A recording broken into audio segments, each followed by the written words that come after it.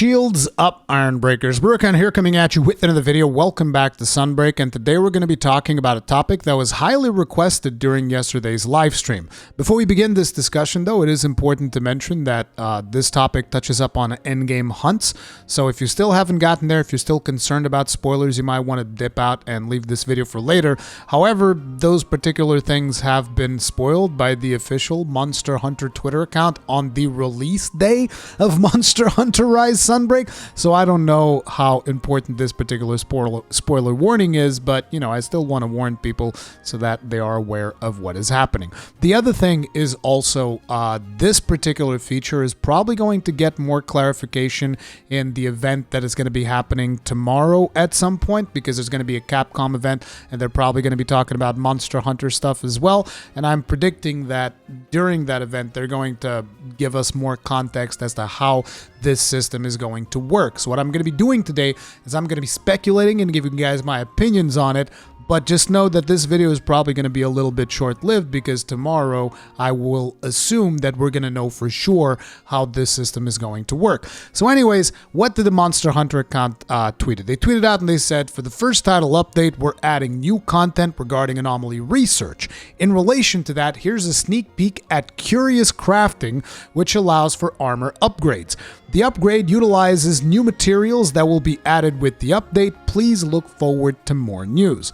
Now, if we look at the image that they posted here, you can see Malzeno's bracers, and you can see that current status says not augmented, so I would assume that this is the vanilla item of the Malzeno bracers. Let's actually max this out a little bit. So the current status would be the vanilla bracers, which has, like, I think, does it have weakness exploit? I don't know. I don't remember what Malzeno bracers have. That's besides the point. In the augmented status, it says +8 defense and +1 blast attack. So I'm looking at this, and the first time that I saw it, I was like, huh, okay, so you get like a blast attack in Malzeno's bracers. Do you get to choose that? How's that stuff gonna work? Like, not 100% sure. They do say that this is going to require materials that are going to be added with the first title update. So with the first title update, we're not just getting the loosened Nargacuga, the seething Basel Goose, a couple of new monsters, new locale, stuff like that. We're also getting a new upgrade system. Now, I'm of two minds on this, and this is like, it's going to be like this. In my opinion, the way that this system is going to work out, and I know that some people are going to completely disagree with my take on this, but this system can either be pretty good or it can be absolutely terrible. There's no middle ground for this system. This can either be pretty good or absolutely terrible. That's the way that I personally look at it, and I will give you guys more detail on that. Now, we're going to look at another Twitter post. This is by Rainy Moody, who also makes Monster Hunter content. And, you know, he's got a Twitch. You guys can check him out on Twitch, twitch.tv/Rainy with 2 Ys and an underscore. Yeah, here's the thing. He found a couple of more screenshots in a Japanese website and a Chinese version of the same thing, because apparently they published it and they gave it like different skills. And I think there's even a fourth screenshot running around that I think I've seen on Twitter somewhere that had 2 different skills still. So if we go and we look at the image, you'll notice that it's got different defense values, and it's also added additional dragon resistance, negative water resistance. Has got 2 different skills. Now, he does say which skills those are. We'll talk about those in a second. And then there's a third one that has another degree of thing, and it gets additional sockets, but gets negative defense and, again, negative dragon defense. So this is the part that is very concerning for me. Like, if you start looking at this, you're going to be like, oh, so is that random? Kind of like charms? You just roll, and what you get is what you get, and you can get something really good, or you can get something really bad? Is that how that's gonna work? Anyways, Rainy here says, same armor piece with 3 different augmentations for each. In the Japanese one, you get chain crit +1 and sleep resistance +1. English one is blast attack +1, and Chinese is protective polish +1 with +2 tier 1 decoration slots and all different bonus resistances. Holy moly, RNG armor upgrades, oh baby. So here's my take on this, and again, I know that a lot of people might end up getting triggered by what I have to say on this. But it's like, listen, if this is going to be full-on RNG, it's going to suck. Like, I'm going to engage with it. I want you to understand. I'm going to engage with it no matter what because I'm invested in Monster Hunter Rise Sunbreak. I love the game. I make content for it. This is pretty much easy for me. As a matter of fact, the more RNG this thing is, it just means more content I get to do. Now, the problem with it being absolutely RNG is that, you know, you can get something really good or you can get something really bad. And if you look, for instance, at the PC community, you can already see that a large portion of the community is already going like, yeah, this random charms thing, random schmandom, they're just modding in, you know, god tier charms that, you know, that you can get, but only if you're lucky. And it's like, look, I'm not here to talk about modding, cheating, all that stuff. I talked about that stuff in the past. Don't care. If you want to do it, do it. If you don't want to do it, don't do it. I don't even want to get into the whole modding situation of this. I'm just looking at it as someone who is most definitely not going to mod because I'm not going to mod these armor pieces that I just don't like doing it. It's not my thing, right? So when I look at it from that perspective, if it's absolutely random, I already know I'm not going to like it, okay? Like, look, when you look at systems, like, for instance, Kolv to Roth, I hated Kolv to Roth. As in, I hated the reward system of Kolv to Roth. I thought it was terrible. I spent way too long until I got my wide shelling level 4 gun lens. I remember because I got it on the final day before Kolv to Roth left. And it was extremely frustrating because every single moment of free time that I had was spent farming Kolv to Roth.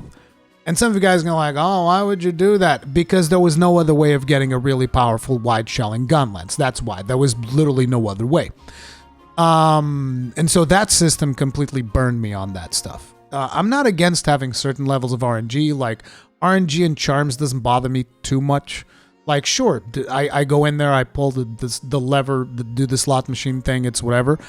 But if you, on top of that, compound, you know, the RNG that I'm getting on charms with additional RNG on armor pieces, that is going to be something that is going to annoy me, particularly if I get, like, level 1 blast attack. I mean, it's like, why the hell do I want level 1 blast attack? I don't even slot for blast attack when I'm using blast weapons because, you know, you get, like, a limited number. Okay, it's not really a limited number, but you can only proc blast so many times in a hunt, and, you know, level 1 blast is probably not going to do much for you to begin with. And I know there's going to be someone out there, actually, Rurikhan, this is going to statistically give you 2 or 3 more blast procs, which adds up to like 600. I don't care. Like, I don't want blast attack. Okay? I don't want that stat. Give me, like, you know, critical boost, evade extender, guard up, you know, guard. There's so many different things that you can do. Give me weakness exploit. There's like a million different skills. And I wanted to make sure that I would list some utility skills too, so that people wouldn't just call me a meta slave because, you know me, I like my comfort. I use a lot of comfort skills in my builds. But, you know, so the point is, if this is going to be full on RNG, I'm not going to like it. Like, I'll engage with it if I'm lucky, it's whatever. But I'm not going to like it. If, however, there is a deterministic aspect to it where you can choose to follow down a certain path, like Safi Jiva, for instance, was much better, even though it was also incredibly frustrating because sometimes getting the right slot for Safi Jiva, you know, you could be rolling on something for like 100 to 300 times before the damn stat that you wanted would come up, which was also very frustrating. But, you know, at least there was a certain degree of deterministic nature to it. So I'm hoping that that's what we can do. I'm hoping that there's some level of control that I can be like, hey, I want to try and get this skill and roll on it. And there's like at least an increased chance of me getting what I want or getting something else random. Like, think about it the way that they did the charms before you got to the completely random ones, where you could kind of like influence, oh, I want a charm that has like, I don't remember what skills they had, but let's say I want a charm that has Part Breaker. And there would be a chance, an increased chance that your charm would have Part Breaker. So I'm hoping there's some deterministic level to it. And if there is a level of determinism to it, then that is actually fantastic. I think that would actually be really cool because you can augment your different armor pieces. that gives you more reason to go and engage with the afflicted hunts, which is probably going to be the resource that you're going to be using, because it specifically says, like on the Monster Hunter Twitter, it's the curious crafting. So obviously that's referencing anomaly hunts, afflicted monsters.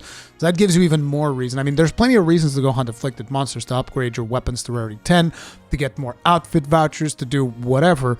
But now you're also going to be getting additional materials that allow you to further upgrade and augment your armor pieces. But again, you know, it's all going to depend on how that stuff is going to be working out. But I do find it interesting to contrast this with the Rampage decoration system, because I really love that particular system where basically you unlock a specific Rampage decoration and you have it for every single weapon. So like, for instance, I craft the Rampage decoration of Anti-Dragon, and I have that available for every single weapon that is capable of slotting in that particular gem. And in my opinion, that is a system that is much more interesting than the augmentation system. As a matter of fact, that's a video that I had planned that I'm not sure I'm going to be doing anymore, but it was a video that I had planned on doing, which was going to compare the Rampage decoration system with the augmentation system of Monster Hunter World, because, you know, in order for you to do augmentations, you're always going to have to grind new materials. Whereas if you were able to unlock these augments the same way that you unlock these Rampage decorations, it would be way cooler. Because, like, let's say, for instance, okay, you craft the thing that gives you, instead of blast attack, let's choose something that's a little bit better. Like, let's say you craft the augmentation that gives you evade extender level 1. You can now apply that to any armor piece that you want, which would be kind of like the Rampage decoration. In my opinion, that's a much better system. And the thing is, you know, there's always people saying this game doesn't have any endgame. Well, here's your endgame. RNG augmentations for your armor pieces. Now, we don't know if it's RNG, so I'm not going to judge it too harshly from what we know so far. But yeah, tomorrow we're going to know more. Tomorrow we're going to know how the system is going to work. I'm probably going to try to live stream that if I'm able to. So look forward to that. We'll figure that stuff out and we'll see how we feel about it then. But for now, this is my opinion on how this upgrade system can be really good or it can be really bad. Let me know how you guys feel about it in the comment section down below. Thank you all very much for watching. If you enjoyed this video, hit it up with a like. If you did not enjoy the video, hit it up with a dislike. Feedback is important. I'll see you guys in the next one. Stay strong, stay safe. Peace out.